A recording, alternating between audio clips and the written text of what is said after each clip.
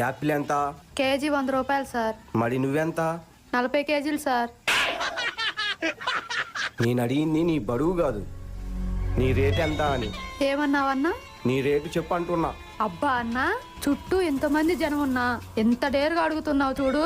నీ ధైర్యానికి మెచ్చుకోవచ్చు అన్నా, కానీ నీకు ఈ పద్ధతి అంత ఈజీగా రాదన్నా. నువ్వెంతో రాడిదేలుంటోనో వస్తుంది. నిజం చెప్పు, నువ్వు పక్కలేస్తుంటావు కదూ. ఏం కూసావే? ఏం కూసావే ఇంకో మాట మాట్లాడితే ఏం కోసేస్తానో అర్థం చేసుకో. ఈ రోజు మా దినోత్సవం కాబట్టి బ్రతికిపోయావు, లేదంటేనా